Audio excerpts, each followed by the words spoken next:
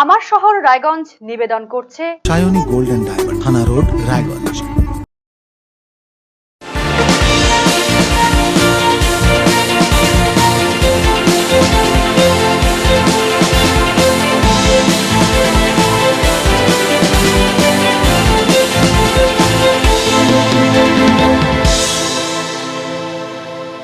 নমস্কার, আরসিটিভি সংবাদে আপনাদের স্বাগত। আমার শহর রায়গঞ্জ নিয়ে এই মুহূর্তে আমি সোনালী। প্রথমে যে খবরের দিকে নজর রাখছি। বুধবার রায়গঞ্জ বিধানসভা কেন্দ্রের উপনির্বাচনে বাম সমর্থিত কংগ্রেস প্রার্থী হিসেবে মনোনয়নপত্র জমা দিলেন মোহিত সেনগুপ্ত। এদিন বামফ্রন্ট ও কংগ্রেস কর্মীদের নিয়ে একটি সুসজ্জিত র্যালি শহরের পথ পরিক্রমা করে। পরবর্তীতে কর্ণজোড়ায় মহকুমা শাসকের দফতরে মনোনয়নপত্র জমা দেন মোহিত বাবু। তাই কি আমাদের মুর্শিদাবাদ ডিস্ট্রিক্টের সাগরদিঘিতে কি হলো? শাসক দল গেল, সাগরদিঘিতে সাথে যায়নি, ও বাম কংগ্রেস জোটে প্রার্থী দিচ্ছিল। বাম বিশ্বাস আমাদের রায়গঞ্জ নির্বাচনে অবশ্যই বাম কংগ্রেস জোট প্রার্থী হিসেবে আমি জিতবই, অবশ্যই 100%। এই ছবি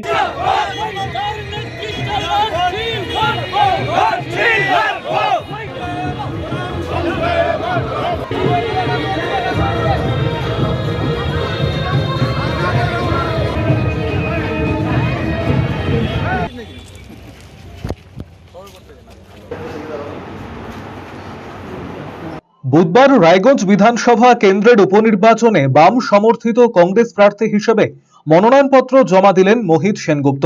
এদিন বামফ্রন্ট ও কংগ্রেস কর্মীদের নিয়ে একটি সুসজ্জিত র্যালি শহরের পথ পরিক্রমা করে। পরবর্তীতে কর্ণজোড়ায় মহকুমা শাসকের দপ্তরে মনোনয়নপত্র জমা দেন মোহিত বাবু।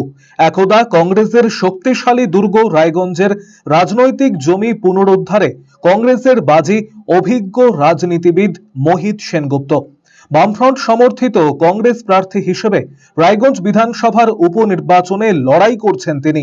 2011 থেকে টানা 10 বছর বিধায়ক ছিলেন রায়গঞ্জে, কিন্তু 2021 সালের বিধানসভা নির্বাচনে পরাজিত হন মোহিত বাবু। বিধায়কের পাশাপাশি দীর্ঘ কয়েক বছর রায়গঞ্জ পুরসভার চেয়ারম্যানও ছিলেন তিনি। তবে রাজ্যে রাজনৈতিক পালাবদলের কারণে কংগ্রেসের শক্তিশালী দুর্গে ফাটল ধরতে শুরু করে। একে একে মোহিত বাবুর ছায়া সঙ্গীরা মোহিত বাবুর সঙ্গ ও কংগ্রেস ছেড়ে চলে গিয়েছেন বিজেপি এবং তৃণমূল কংগ্রেসে। ফলে ক্ষয়িষ্ণু হয়ে গিয়েছে কংগ্রেসের সাংগঠনিক শক্তি। কিন্তু রাজ্যের বর্তমান শাসক দলের কাছ থেকে গুরুত্বপূর্ণ পদের প্রস্তাব সবিনয়ে প্রত্যাখ্যান করেছেন। জানিয়ে দিয়েছেন জীবনের শেষ দিন পর্যন্ত জাতীয় কংগ্রেসটাই করবেন। শেষ পর্যন্ত একা কুম্ভ হয়ে কংগ্রেসের দুর্গ রক্ষা করার আপ্রাণ চেষ্টা চালিয়ে যাচ্ছেন মোহিত বাবু। এমতাবস্থায় রায়গঞ্জ বিধানসভার উপনির্বাচনে দলের অস্তিত্ব রক্ষার লড়াইয়ে আরো একবার সামিল হলেন তিনি, সঙ্গে বামেদের সহযোগিতা। উপনির্বাচনে বাম সমর্থিত কংগ্রেসের প্রার্থী হিসেবে বুধবার মনোনয়ন জমা দিলেন মোহিত বাবু। মনোনয়ন জমা দিয়ে সাংবাদিকদের মুখোমুখি হয়ে জানান, মানুষের উন্মাদনা বুঝিয়ে দিচ্ছে ভোটের ফলাফল জোট প্রার্থীর অনুকূলে আসবে। ভোটে জিতলে রায়গঞ্জ বিধানসভার সার্বিক উন্নয়নেরও আশ্বাস দিয়েছেন তিনি। আমরা জোরদার লড়াই প্রস্তুত আছি। আমরা একদিকে সাম্প্রদায়িক বিজেপি আর দুর্নীতিগ্রস্ত তৃণমূল বিরুদ্ধে লড়াই আমাদের মূল করবে। আমাদের উন্নয়ন, আমাদের রায়গঞ্জে যে উন্নয়ন হয়েছে কংগ্রেসই উন্নয়ন করেছে, কংগ্রেস আমলে উন্নয়ন হয়েছে, বামফ্রন্ট আমলে উন্নয়ন হয়েছে, কিন্তু তৃণমূল কংগ্রেস কোনো উন্নয়ন করতে পারেনি। উপরন্তু আমাদের এইমসটা নিয়ে চলে গেছে। কিন্তু এর চেয়ে দুঃখের কি আছে? এরপরে মানুষ তৃণমূলকে ভোট দেয় কেন? বিজেপি তৃণমূল যোগসহজে আমাদের রায়গঞ্জ থেকে এইমস নিয়ে চলে গেছে মোদি আর দিদি। এরপরে বিজেপি তৃণমূল কেন ভোট দেয় সে প্রশ্ন রায়গঞ্জবাসী। কারণ এরা কোনো কাজ করবে না, নিজের পকেটের পয়সা ভোটের জন্য পার্টি করে, দল বদলু। এটা দুটো দলই আমাদের ক্যান্ডিডেট দল বদলু, লোভী। এরা আজকে জিতে অন্য দল চলে যাবে, মানুষ এটা প্রত্যাখ্যান করেছে। জায়গাটাতে কি করে লড়াই? তৃণমূল কংগ্রেস থাকলে কি লড়াই করা যাবে না? আমরা লড়াই করে একদম সিটটা সোজাকে দাঁড়িয়ে আসি। আপনি জেতার পরেও তো কাজ করতে দেবে না তৃণমূল। কাজ করতে কি হয় জানি, কারণ বামফ্রন্ট এবং আমাদের জন্য তৃণমূল কংগ্রেসে 12 বছর ছিল পৌরসভা, আমরা চালিয়েছি। আমরা কিভাবে কাজ করতে পারি আমরা জানি। তৃণমূল কংগ্রেস মানে সন্ত্রাস দল, সন্ত্রাসের গর্ভে জন্ম হয়েছে এরা। কোনো নির্বাচন সন্ত্রাস ছাড়া করে না। আজকে আপনারা দেখেছেন পশ্চিমবঙ্গের নির্বাচনগুলো হলো, আমরা মিলিটারি সেন্টার ফোর্স বলি, সেন্টার ফোর্স থাকা সত্ত্বেও ইভিএম বেশি পুকুর ফেলে দেওয়া হয়, বোম্বিং হয়, গুলি হয় পাড়ায় পাড়ায়। তো সন্ত্রাস, রক্ত ঝরবে না। পশ্চিমবাংলার কোনো নির্বাচনের ইতিহাস, পশ্চিমবাংলায় নিয়ে 12 বছরের ইতিহাস নাই যে তৃণমূল কংগ্রেস আমলে কোনো নির্বাচনে রক্ত ঝরবে না এটা দেখাতে পারবেন না। আমরা আশা করতে হবে মানুষ মোকাবেলা করবে, প্রস্তুত আছে, গণতান্ত্রিকভাবে মোকাবেলা করবে মানুষ, সর্বস্তরের মানুষ। আরসিটিভি সংবাদ, রায়গঞ্জ। বুধবার রায়গঞ্জ বিধানসভা উপনির্বাচনে তৃণমূল কংগ্রেসের প্রার্থী হিসেবে মনোনয়ন জমা দিলেন কৃষ্ণ কল্যাণী। এদিন সকালে বিভিন্ন মন্দিরে পুজো দিয়ে বাইক র্যালি নিয়ে কর্ণজোড়ায় গিয়ে মহকুমা শাসকের কাছে মনোনয়ন জমা দেন তিনি।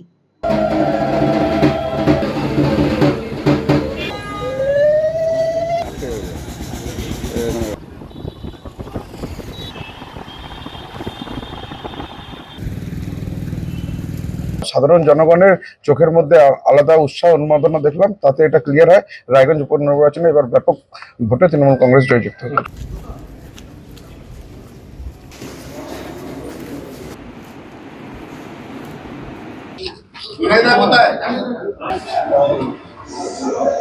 এবং এটা মনে করিয়ে দেওয়া দরকার, এটা মোদির গ্যারান্টির লড়াই নয়, এটা দিদির উন্নয়নের লড়াই। বুধবার রায়গঞ্জ বিধানসভার উপনির্বাচনে তৃণমূল কংগ্রেসের প্রার্থী হিসেবে মনোনয়ন জমা দিলেন কৃষ্ণ কল্যাণী। এদিন সকালে বিভিন্ন মন্দিরে পুজো দিয়ে বাইক র্যালি নিয়ে কর্ণজোড়ায় গিয়ে মহকুমা শাসকের কাছে মনোনয়ন জমা দেন তিনি। প্রায় 1 মাসের ব্যবধানে দ্বিতীয়বার তৃণমূল প্রার্থী হিসেবে নির্বাচনে মনোনয়নপত্র জমা দিলেন কৃষ্ণ কল্যাণী। সদ্য শেষ হওয়া লোকসভা নির্বাচনে রায়গঞ্জ কেন্দ্র থেকে তৃণমূল প্রার্থী হিসেবে প্রতিদ্বন্দ্বিতা করলেও বিজেপির কার্তিক পালের কাছে ৬৮,০০০-এর কিছু বেশি ভোটে পরাজিত হন তিনি। ২০২১ সালে বিজেপির প্রতীকে রায়গঞ্জ বিধানসভা আসনে প্রায় ২০,০০০ ভোটে জয়ী হন কৃষ্ণবাবু। তবে এর মাস ৬ মধ্যেই দলীয় নেতৃত্বের প্রতি ক্ষোভে বিজেপি ছেড়ে তৃণমূল কংগ্রেসে যোগ দেন তিনি। দায়িত্ব পান বিধানসভার পিএসসি কমিটির চেয়ারম্যানের। তবে ২০২৪ সালের লোকসভা আসনে দল টিকিট দেয় কৃষ্ণবাবুকে। বিধায়ক পদ থেকে ইস্তফা দেওয়ায় রায়গঞ্জ বিধানসভা কেন্দ্রে উপনির্বাচন আসন্ন হয়ে পড়ে। লোকসভা নির্বাচনে পরাজিত হলেও কৃষ্ণবাবুকেই এই উপনির্বাচনে প্রার্থী করেছে দল। আগামী 10ই জুলাই উপনির্বাচন অনুষ্ঠিত হবে রায়গঞ্জে। সেই মতো বুধবার সকালে বিভিন্ন মন্দিরে পুজো দিয়ে স্বল্প সংখ্যক বাইক নিয়ে কর্ণজোড়া পৌঁছন তৃণমূল প্রার্থী। এরপর কিছুটা পথ পায়ে হেঁটে মহকুমা শাসকের দফতরে গিয়ে মনোনয়ন জমা দেন তিনি। এদিন কৃষ্ণবাবুর মনোনয়ন পর্বে উপস্থিত ছিলেন তৃণমূল কংগ্রেসের রাজ্য সাধারণ সম্পাদক জয়প্রকাশ মজুমদার, জেলা সভাপতি কানাইয়ালাল আগরওয়াল, সহ সভাপতি অরিন্দম সরকার, জেলা মুখপাত্র সন্দীপ বিশ্বাস সহ বিভিন্ন ওয়ার্ডের কোঅর্ডিনেটর এবং ব্লক সভাপতিগণ। কৃষ্ণবাবু বলেন, সাধারণ মানুষকে যাতে যানজটে নাকাল হতে না হয় সেই জন্য অল্প কিছু বাইক নিয়ে আড়ম্বরহীনভাবেই মনোনয়ন জমা দিয়েছি। এই কেন্দ্রে রাজ্য সরকারের উন্নয়নমূলক প্রকল্পের প্রতি মানুষ সমর্থন জানাবে বলে আশাবাদী তৃণমূল প্রার্থী। 27 নম্বর ওয়ার্ডের দেবীনগর কালী মন্দিরে পূজা অর্চনা করে আমাদের রায়গঞ্জ টাউনের, আমাদের রায়গঞ্জ মিউনিসিপ্যালিটির প্রশাসক, উপপ্রশাসক সহ যত কোঅর্ডিনেটর ছিলেন সবাই মিলে আমরা রায়গঞ্জের বিভিন্ন প্রান্তের মন্দির দর্শন করে আজকে আমরা তারপর কর্ণজোড়া এসে আজকে এসডি অফিসে আমরা নমিনেশন সাবমিট করব। জেতার জন্য কত 100% যে হিসাবে সাধারণ মানুষের উৎসাহ দেখলাম, তাতে সাধারণ মানুষ ইঙ্গিত দিয়েছে যে এবার রায়গঞ্জ উপনির্বাচনে তৃণমূল কংগ্রেস জয়যুক্ত হতে চলেছে। কেননা সাধারণ জনগণ জানে যে তৃণমূল কংগ্রেস যে হিসাবে আমাদের মানবিক মুখ্যমন্ত্রী মমতা বন্দ্যোপাধ্যায় পশ্চিমবঙ্গের জুড়ে উন্নয়নের বন্যা বয়ে দিয়েছে, আর পশ্চিমবঙ্গে ৭৪টা প্রকল্প সাধারণ জনগণকে উপহার দিয়েছেন, তাতে সাধারণ জনগণ সরাসরি উপকৃত হচ্ছে। সেই জন্য সাধারণ জনগণের চোখের মধ্যে আলাদা উৎসাহ উন্মাদনা দেখলাম, তাতে এটা ক্লিয়ার হয় রায়গঞ্জ উপনির্বাচনে এবার ব্যাপক ভোটে তৃণমূল কংগ্রেস জয়যুক্ত হবে। অন্যদিকে তৃণমূল কংগ্রেসের রাজ্য সাধারণ সম্পাদক জয়প্রকাশ মজুমদার বলেন, লোকসভা এবং বিধানসভা ভোটের প্রেক্ষাপট আলাদা। সব দিক বিবেচনা করে রায়গঞ্জের মানুষ এই উপনির্বাচনে তৃণমূল কংগ্রেস প্রার্থীকেই জয়ী করবেন। কৃষ্ণ কল্যাণী নমিনেশন জমা দিয়েছে, মনোনয়ন জমা দিয়েছে এবং এখানকার জেলা এবং রায়গঞ্জের সমস্ত নেতৃত্ব একসঙ্গে মিলে এই নমিনেশন পর্ব হলো। এরপরে আমরা বসবো আমাদের সামনের নির্বাচন লড়ার যেটা রণকৌশল সেটা ঠিক করতে। কিন্তু এই প্রসঙ্গে শুধু আমি মনে করিয়ে দিই, আমরা এই জেতার ব্যাপারে স্থির নিশ্চয় এবং 100% আমরা পজিটিভ। এটা হচ্ছে বিধানসভার নির্বাচন, বিধানসভার উপনির্বাচন, পশ্চিমবঙ্গের নির্বাচন, এবং পশ্চিমবঙ্গের নির্বাচন মানেই হচ্ছে এটা মমতা বন্দ্যোপাধ্যায়ের নির্বাচন, তৃণমূল কংগ্রেসের জয়ের নির্বাচন। 2021-এর পর থেকে আজ পর্যন্ত যত 2021-এও জিতেছি আর যত আমাদের উপনির্বাচন হয়েছে সবকটাতে মমতা বন্দ্যোপাধ্যায়ের বিজয়ের রথ চলছে, এবার রায়গঞ্জেও চলবে। সুতরাং এটা আরেকটা নির্বাচন, আরেকটা লড়াই, এবং এটা মনে করিয়ে দেওয়া দরকার, এটা মোদির গ্যারান্টির লড়াই নয়, এটা দিদির উন্নয়নের লড়াই। আরসিটিভি সংবাদ, রায়গঞ্জ। বুধবার থেকে রায়গঞ্জ স্টেডিয়ামে শুরু হয়ে গেল ফুটবল মরশুম। এদিন মরশুমের সূচনা করেন উত্তর দিনাজপুর জেলা ক্রীড়া সংস্থার সাধারণ সম্পাদক সুদীপ বিশ্বাস।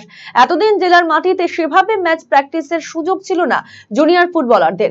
জুনিয়র ফুটবলারদের কথা মাথায় রেখে গত বছর থেকে জেলা ক্রীড়া সংস্থার আয়োজনে শুরু হয়েছিল জুনিয়র ফুটবল লিগ। বুধবার স্বর্গীয় রথীন্দ্রনাথ সরকার জুনিয়র ফুটবল প্রতিযোগিতার মধ্যে দিয়ে শুরু হয়ে গেল এবছরের ফুটবল মরশুম।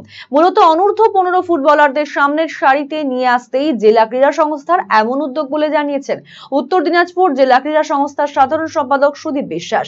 4টি জুনিয়র ফুটবল দলকে নিয়ে লিগ ফরম্যাটে আগামী 6 দিন ধরে চলবে এই ফুটবল প্রতিযোগিতা। এই ফুটবল প্রতিযোগিতায় অংশ নিয়েছে 4টি জুনিয়র ফুটবল দল।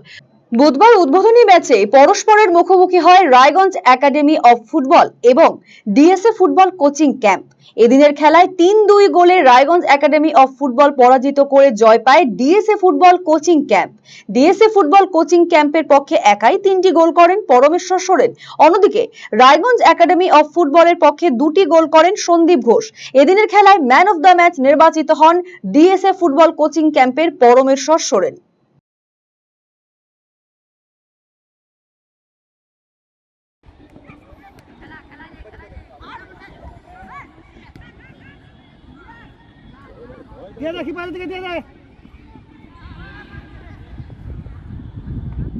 উত্তর দিনাজপুর ডিএসএ পরিচালিত স্বর্গীয় রথীন্দ্রনাথ সরকার জুনিয়র ফুটবল প্রতিযোগিতা আজকের থেকে আমাদের শুরু হলো। এটা আমরা গত বছর থেকে শুরু করেছি এবং এটা একটা নতুন উদ্যোগ। এটা আমাদের জেলাতে এর আগে হয়নি এবং গোটা রাজ্যেই খুব এটা কম হয়। বাচ্চাদের জন্য football league, naturally football league বড়দেরই হয়, তো এটা আমরা একটা জুনিয়র ফুটবল লিগ করেছি যাতে একদম বাচ্চারাও খেলার সুযোগ পায় এবং তারাও যেন মাঠে ম্যাচ পায় এবং খেলার সুযোগ পায়। কোন কোন টিম খেলছে? এখানে আজকে আমাদের দুটো দল খেলছে, রায়গঞ্জ একাডেমি অফ ফুটবল এবং উত্তর Dinajpur DSA football coaching camp. সেই সঙ্গে খেলছে রায়গঞ্জ স্পোর্টস ক্লাব এবং ছত্রপুর ফুটবল একাডেমি। মোট 4টা দল খেলছে। এটা প্রতি অর্ধে 35 মিনিট করে খেলা হচ্ছে এবং সবই হচ্ছে আন্ডার 15।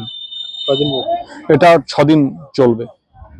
আজকে শুরু হলো 24 তারিখ পর্যন্ত। পয়েন্টের ভিত্তিতে চ্যাম্পিয়ন এবং রানার্স দল নির্ধারণ হবে। সংগঠনের এক গুরুত্বপূর্ণ নেতাকে মামলার সমন পাঠানোর অভিযোগে আন্দোলনে নামলো রাজকুমার রায় হত্যার বিচার চাই মঞ্চ। এরই অঙ্গ হিসাবে বুধবার সন্ধ্যায় রায়গঞ্জের ঘড়িমোড় ও বিদ্রোহী মোড়ে সংগঠনের পক্ষ থেকে প্রতিবাদ সভার আয়োজন করা হয়। সংগঠন নেতৃত্বের অভিযোগ, 2019 সালে ভোট কর্মীদের নিরাপত্তার দাবিতে গড়ে ওঠা আন্দোলনে অন্যতম মুখ বিশিষ্ট শিক্ষক ও সমাজকর্মী প্রিয়রঞ্জন পালের বিরুদ্ধে অন্যায়ভাবে ফৌজদারি মামলা করা হয়। যদিও এখনো পর্যন্ত অভিযোগের সাপেক্ষে কোনো প্রমাণ দিতে পারেনি কর্তৃপক্ষ। এরপরে সদ্য অনুষ্ঠিত লোকসভা নির্বাচনের আগেও দাগী আসামিদের মতো প্রিয় বাবুকে অন্য একটি মামলায় নোটিশ পাঠানো হয়, অথচ সেই নির্বাচনে প্রিয় বাবু দায়িত্বশীল ভোট কর্মী হিসেবে নিজ দায়িত্ব পালন করেন। প্রিয়রঞ্জন বাবুর প্রতি এই অতি সক্রিয়তার বিরুদ্ধে নিন্দা ও প্রতিবাদ জানাতেই এই কর্মসূচি বলে জানিয়েছেন সংগঠন নেতৃত্ব। যখন সেই আন্দোলনের সময় তার নামে সমন জারি করলেন, কেস দিলেন, প্রকৃত অর্থে মানুষ হবে। সেই কাজগুলো যখন আমরা করে থাকি, এই সমনটা এসছে এরকম ব্যবহার করে, কারণ আপনার মধ্যে থাকার কোনো দরকার পড়বে না। নিজেকে যদি ঠিক রাখতে করণদিঘি রহমতপুর হাই মাদ্রাসার শিক্ষক। খুব সিম্পল একটা দাবি। প্রশাসন অত্যন্ত নক্কারজনক একটি ভূমিকা পালন করেছে। আমাদের এই রায়গঞ্জের নাগরিক, বিশিষ্ট শিক্ষক, লেখক, সমাজকর্মী, সুপরিচিত নাম প্রিয়রঞ্জন পাল।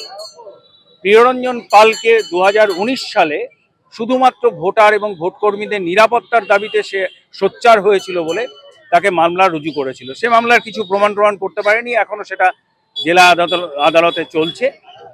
তা সত্ত্বেও আমরা একটা অদ্ভুত জিনিস দেখি, সমাজ বিরোধীরা রাজনৈতিক প্রশ্রয়ে মদতপুষ্ট হয়, আর প্রিয়রঞ্জন পালকে পুরনো মামলাটার লেজুর জুড়ে এবার আবার একটি মামলা, যে একটু নরম প্রকৃতির মামলা সেটা জুড়েছে, দিয়ে সমন পাঠিয়ে দিয়েছে। এটা আমাদের কাছে মনে হচ্ছে প্রশাসনিক অতি সক্রিয়তা, অতি প্রশাসনিক পদক্ষেপ বলে মনে হয়েছে, যেটা খুবই নিন্দার্হ। আমরা এটা লাঞ্ছনার মনে করছি। আমরা দাবি দুটো, খুব সিম্পল দাবি। একটা হচ্ছে প্রিয়রঞ্জন পালের বিরুদ্ধে মামলা হয়ই না, সেই মামলা দায়ের করেছে, সুতরাং ওটা প্রত্যাহার করতে হবে। দ্বিতীয়ত, এই ধরনের পদক্ষেপ যাতে প্রশাসনের তরফে আর কোনোদিন না ঘটে, সেটা আমাদের স্বীকৃতি দিতে হবে, আমাদের নিশ্চিত করতে হবে। আমার শহর রায়গঞ্জ এখনকার মতো এই পর্যন্তই। পরবর্তী সংবাদের জন্য নজর রাখুন শুধুমাত্র RCTV সংবাদে। নমস্কার।